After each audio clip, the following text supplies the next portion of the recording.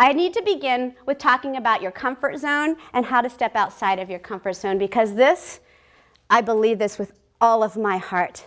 Anyone here who's talking about where they want to go, that dream, that passion, that's here. You're here. The only way to get here is to grow this circle. And I believe that it comes from taking small steps every day to step outside of your comfort zone so that you widen that circle more and more so that it at least intersects the big one, hopefully taking it over, because you want to make magic happen and I want to help you do it. Okay, because we're going to be talking about relationships, and I'm actually going to do a DISC mini assessment with you here because we're going to use some of those strategies later on. I want to talk about how the iceberg applies in my world. A lot of people use the iceberg analogy in psychology. The top part is your conscious mind, the bottom part is your subconscious mind. It's really cool. I use it when it comes to relationships. The top part is what people show you or tell you. The bottom part is what makes them do the things that they do, right? This is the part down here that when you delve a little deeper, this is what helps you really get to know each other. And I'm going to be talking about how we can serve others and how we can build stronger connections in business, in your personal life, and with yourself by delving a little bit deeper, right? The top part isn't what killed the Titanic. It was the stuff that we don't know. So we're going to delve a little bit deeper today.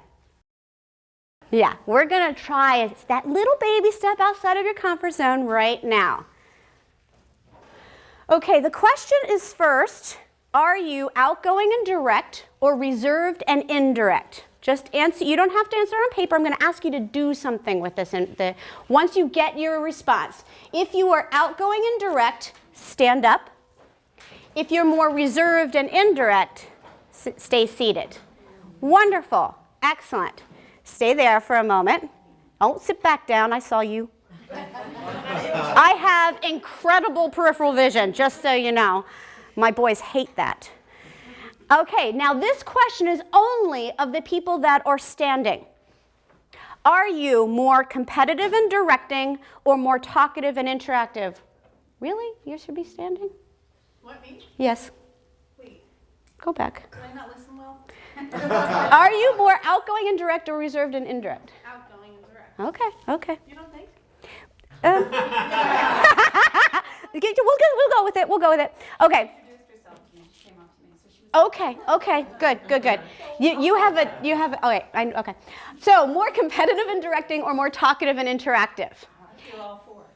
Well, this is a forced response, so you got to choose one, okay? So if you are more competitive and directing, stay where you are. If you are more talkative and interactive, come over here and try not to distract the rest of us, please. Just those standing, right? Just those standing. Your question is going to be next. Thank you. The next question is only for the people that are seated. Are you more accepting and doing or more assessing and thinking? If you chose more accepting and doing, raise your hand. If you chose more assessing and thinking, stay right where you are. Okay. Now, the people that are standing, you are Ds. I am so impressed that you Is did not just take over with conversation. You guys are Is.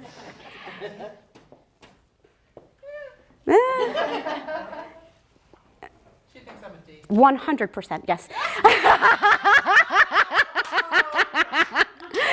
Okay, and for the people with their hand raised, you are S's. And for the people that are just seated, you are C's. Can I just tell you, once we talk more about this, I am so impressed that we have so many C's here today, because that doesn't usually happen. That's fantastic. Okay, you can go back and sit down and we'll talk about what this means.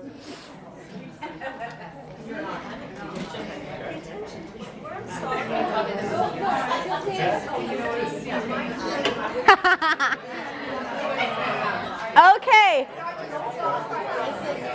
What? No. Okay, let's talk about this for a moment. First of all, This is more of a superficial assessment. When we do the actual assessment, it's on the computer. You get 15 pages of printouts, and I need you to understand that no one is one dimension, one style. This is purely for conversation right here. Most of you, and if there were any questions, it means that you probably have two fairly high. And sometimes it's a little harder to figure out which one you are. But that's why it's forced response. It helps you really figure it out. But for today, for conversation purposes and to learn a little something to be able to use it later on, we're going to go with this. So let me ask, of my high Ds, do you tend to think of yourself as someone who takes action? Yeah? Yes? Maybe sometimes a little bit of a risk taker. And on occasion, other people might think that you're a little too direct. Yes. Okay, good. Thank you. Thank you for your honesty, Ds. Our Is. Are you really good with people? Yes, yeah. Probably great in a sales role or a presenting role, and your desk may be a little messy. Okay, good. Glad we're on the right page here. All right, high S. Are you the only one? High S's. Okay. Because I don't feel safe. It's not for safe, it's for steadiness. High S's tend to be very loyal, very much team players. Great to have our high S's on the team. Am I close here? Is this good? I don't actually think you're an S. And high S's tend to be a little resistant to change.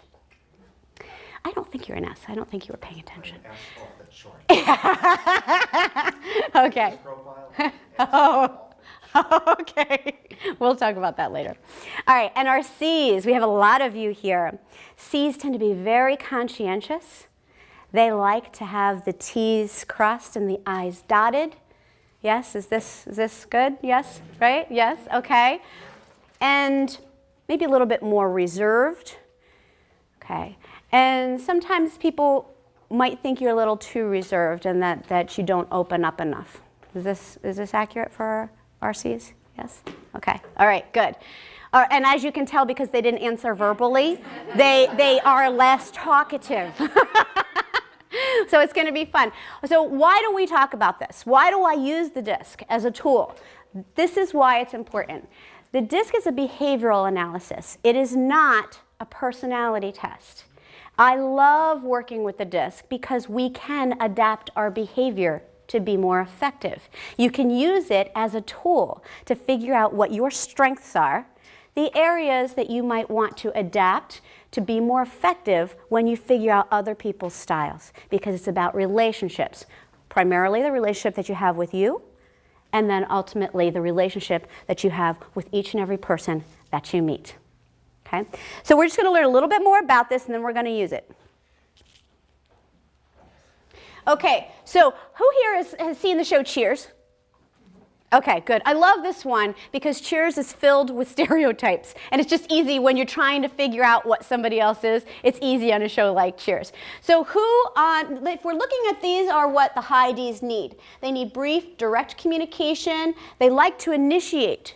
They're leaders. They focus on results, and they like to work independently. Yes, we're still on target here, Ds? Okay, excellent, excellent. So who on Cheers would be a D? This is important. Who's the owner of the bar? Can he be the Sam? No. But the female, The manager. the little one. The psychiatrist. Right? Carla. The little Carla. Carla is a high D. And since we're picking out stereotypes, high Ds, don't be offended, but she is really in your face direct. Okay, so sometimes our high Ds can be very direct that way. So yes, very good. Our high Is need friendly interaction. They like to verbalize their thoughts and feelings. They like public recognition for accomplishments.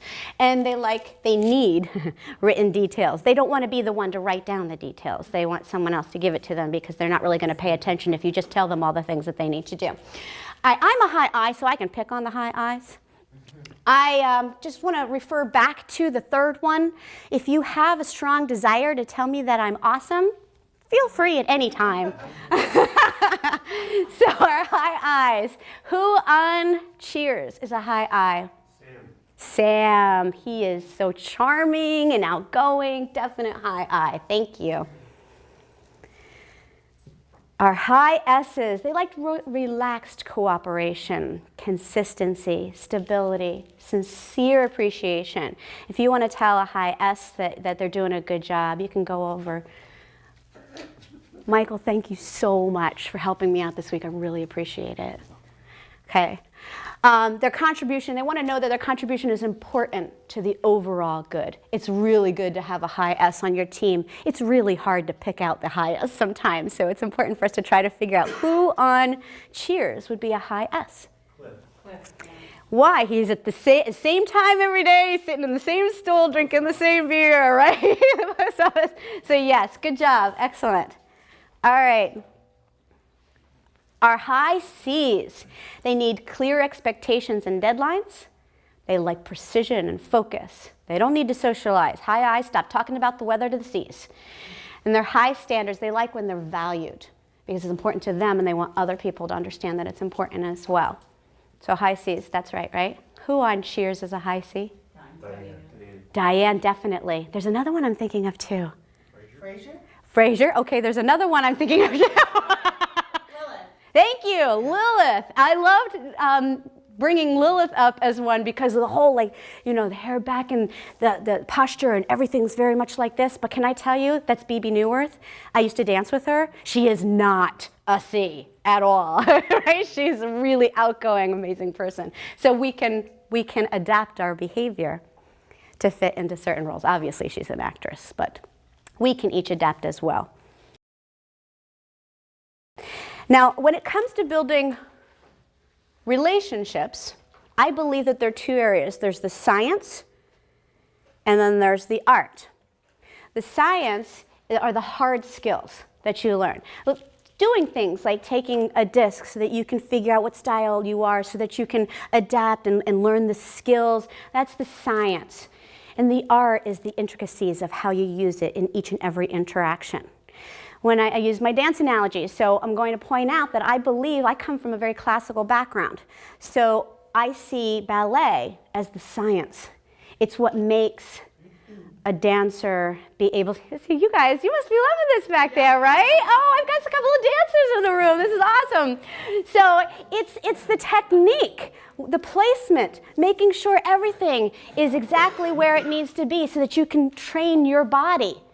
But then later on, when I learned about different styles, and I did more jazz and modern, I realized that that's more the art from my perspective because it's the adaptation, the tweaking, the appreciation of different body types, of different styles, and how it all blends together to make a beautiful piece.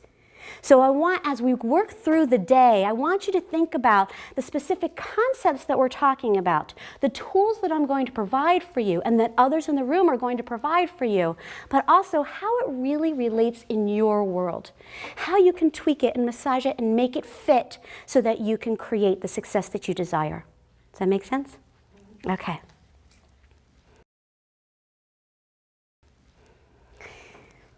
Why? Why do you do what you do? This is a big one. I'm going to keep coming back to it throughout the day because I think that when I was speaking to people and we were registering, it came up as a theme, and it's what guides me. The main reason I do what I do is to show my children that it is okay to follow your dreams, that you don't have to go along with everyone else, and that you can be successful that way. And because I have the time with them that I want. That's the main reason. The second very close one behind that is I love helping people. I love having someone come up to me and say, something you said clicked and changed my life. That means a great deal to me.